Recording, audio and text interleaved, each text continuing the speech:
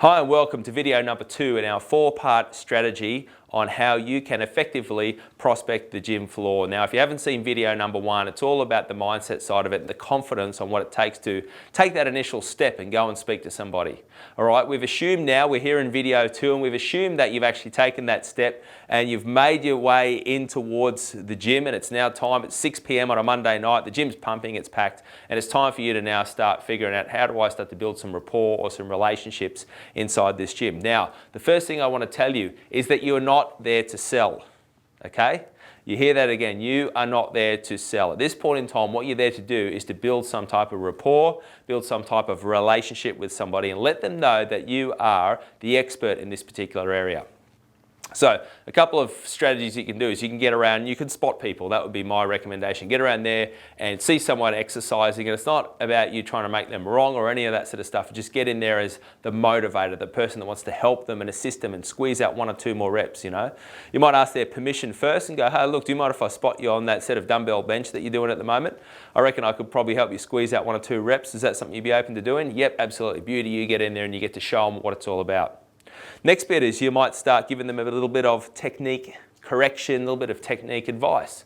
What we found, we used to do this really effectively, and we'd see someone say on a lat pull down. Now that was a classic exercise for people doing it wrong, you know, they're pulling down all over the place, it's not really happening. You get in there and you show them how to activate their scapular musculature, get them to squeeze, get them to stretch out, show them how it can be done a little bit differently by doing the same exercise with the same weight that they were already doing, just showing them how to get a different effect out of it. And the response we got unanimously was people saying stuff like, wow, that's incredible, I've never felt it like that before, that's great, etc., etc. You've put a few of your little technique points in there, touched and felt on the muscle, palpated, and show them what it, you know, having a personal trainer, how it can really make a difference.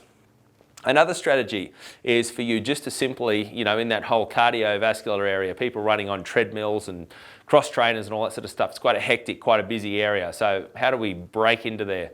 All right, what you can do is you can walk up with the clipboard and you can run some type of mini competition. You can round up a couple of people and say, look, okay, for the next 10 minutes, I'm running a mini competition. So for the person who can run, and you might speak to a couple of people individually, what are you doing? How long are you running for? Yep, okay. All right, well, if you were to run 1 kilometre, and you can pick the time, you know, so they might be running 1 kilometre in around about 5 minutes. All right, if you were to run the next kilometre in under 4.5 minutes, so we're going to have to ramp this up a little bit.